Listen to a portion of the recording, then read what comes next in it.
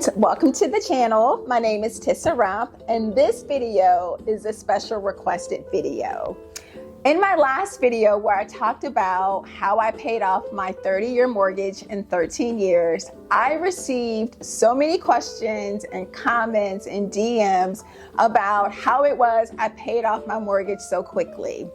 And I was requested to make a second video just giving a little more detail about what principles I took from the Bible to pay off my mortgage so quickly.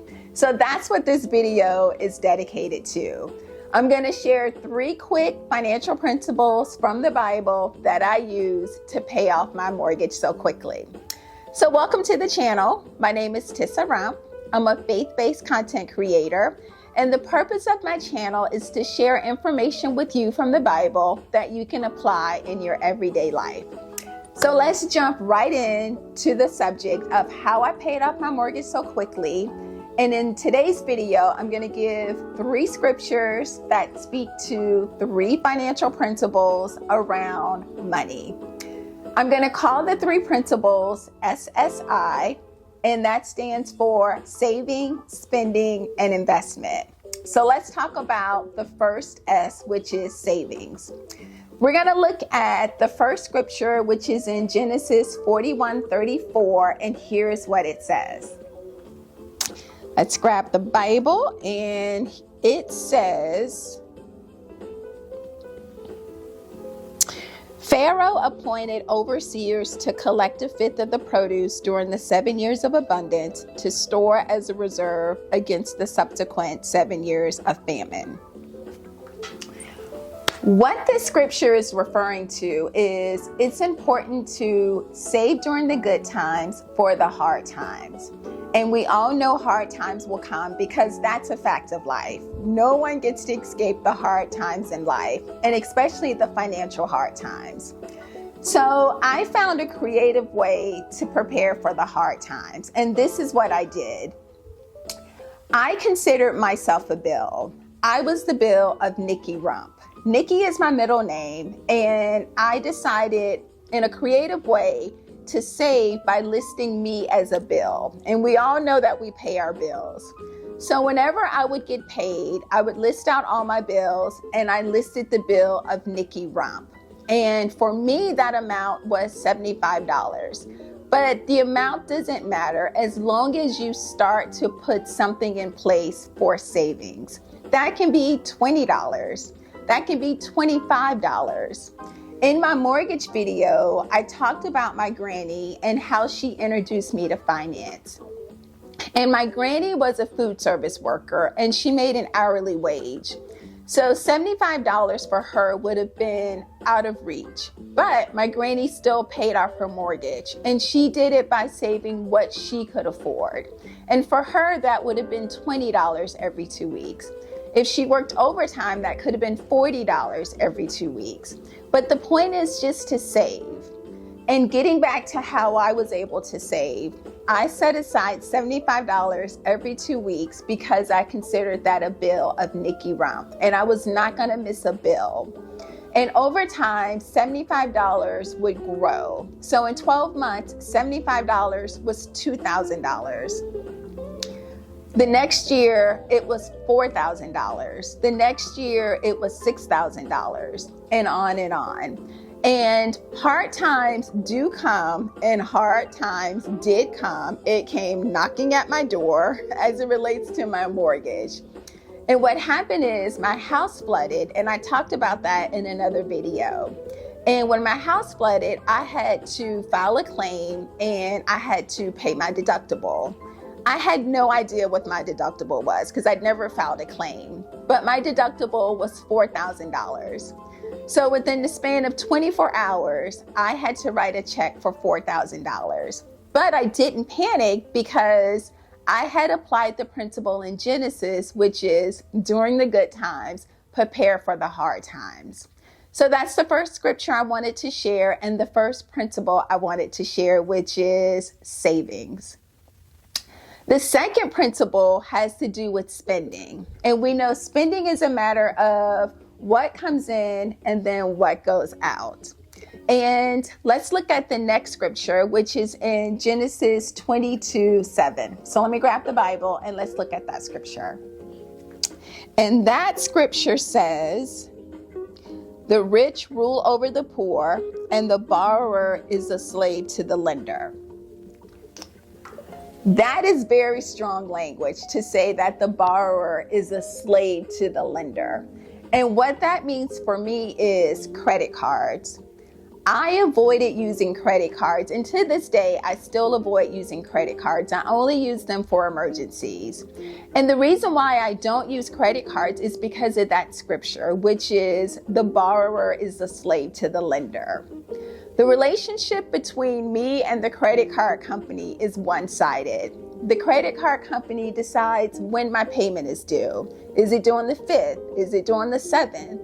The credit card company decides what my minimum payment is. Is my minimum payment $60, $70, $25?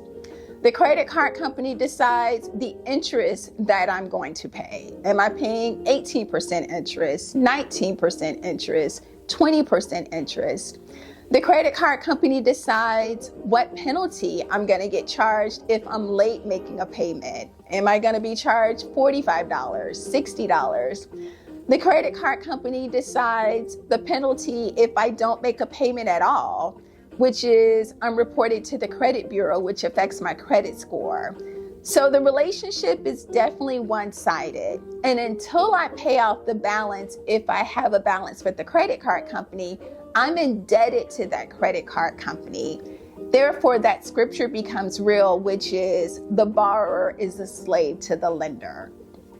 Another way to think about that, and this is how I thought about it, which helped me to not use credit cards, was imagine a bucket and you're filling that bucket up with water.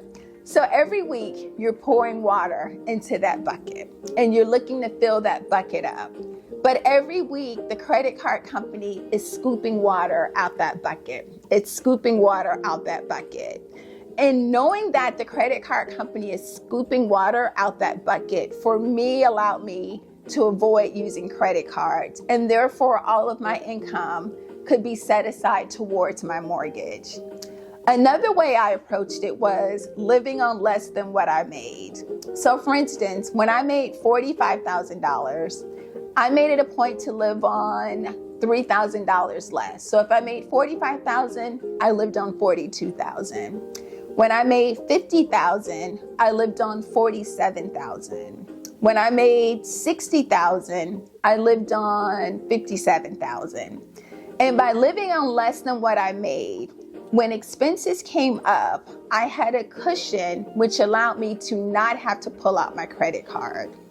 So that's the other principle that I used to pay down my mortgage. I was very conscious about my spending, and I lived on less than what I made, and I avoided using credit cards.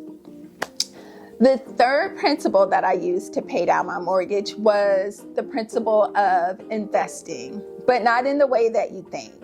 It's investing according to the Bible. So we're going to invest according to the Bible. So let's look at the last scripture, which is Proverbs 19:17, and here's what that says. So let me grab the Bible. It says, "Whoever is kind to the poor lends to the Lord, and he will reward them for what they have done." I really love that scripture. And what it's saying is that we should be concerned about the poor. I've had the privilege, and I've had, the what's another word for privilege? The benefit of traveling around the world. I probably have gone to, maybe 60 countries. And I enjoy understanding different cultures and different nations. But when you travel, you get to see how other people live. For instance, when I went to Johannesburg, South Africa, I was shocked at the amount of wealth in that country. That's where diamonds were discovered. And you see palatial estates in Johannesburg. I saw mansions. I saw just about everybody seemed to be driving a Porsche or a Land Rover or a Mercedes. It was like they're giving them away.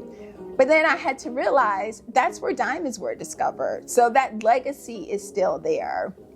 So that's an example of just extreme wealth. But I've also gone to countries where it's the opposite. I've gone to countries where families live in favelas.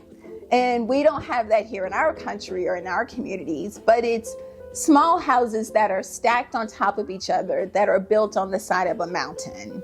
So that's another example. But getting back to investing in the poor, I remember one time traveling to the country where I saw extreme poverty. And once you see that kind of poverty, you can't unsee it. And neither do you want to unsee it. And I'm going to show pictures of what I mean. When I visited this country, we ended up staying with someone named Roger, someone who was from that country that allowed us to stay with him. And it was part of a missionary trip, to be transparent. So we stayed with Roger and we ended up visiting a school. And this is the school. You can see that the kids are exposed to the elements. This looks like something in my backyard. And the kids at this school, didn't have electricity, didn't have running water, didn't have a place to go right there and use the restroom. And it always stuck with me that that's how the kids in that country went to school every day.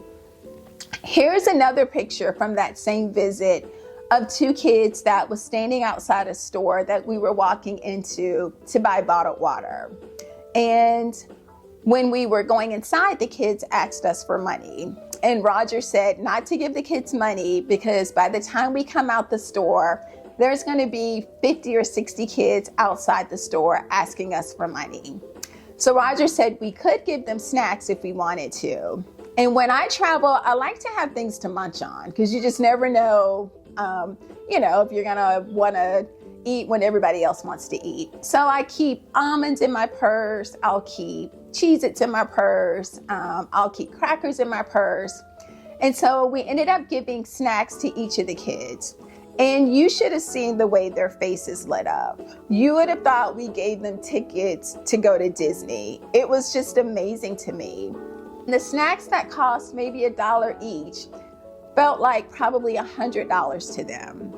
And it just reminded me that we should be caring for the poor. And that's something that I choose to do with my finances. I contribute to a nonprofit that's called One Child Matters. And I contribute to that nonprofit because of that missionary trip I took years ago. And my donation is $39 a month. And the goal is for no child to go hungry at night. So the $39 breaks down to maybe $1.20 a day.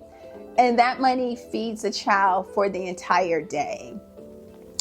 And that's just a reminder for me to show kindness to the poor. And I'm convinced that by me showing kindness to the poor, it made room in my life for God to show kindness to me. And for me, that kindness, I believe, was having me pay off my mortgage in a supernatural way. So that's the third principle I use to pay towards my mortgage. Well, as we close out, I want to tie those three principles together: savings, spending, and kindness. And you'll see a picture of a tree on your screen. And listen to these words as it relates to kindness, savings, and spending. So listen to these words. It says, think of money like a tree. Spending it is like enjoying the fruit today. Saving is planting seeds for tomorrow. Giving is sharing fruit with others so they can grow too. If you only spend, you run out. If you only save, you never enjoy. But when you do all three, you have both provision and purpose. I was able to pay off my mortgage so quickly because I applied those scriptures that we read today regarding saving, spending, and investment. And it's something you can do as well. And the Bible is full of treasures and wisdom, and it applies to everyone. So before we close out, in the comment section, indicate In the next 6 months, are you going to focus on saving, spending, and investment? And I guarantee you'll see growth if you choose to invest in saving, spending, and investing. Thanks for joining. Don't forget to like and subscribe, and I will see you in the next video.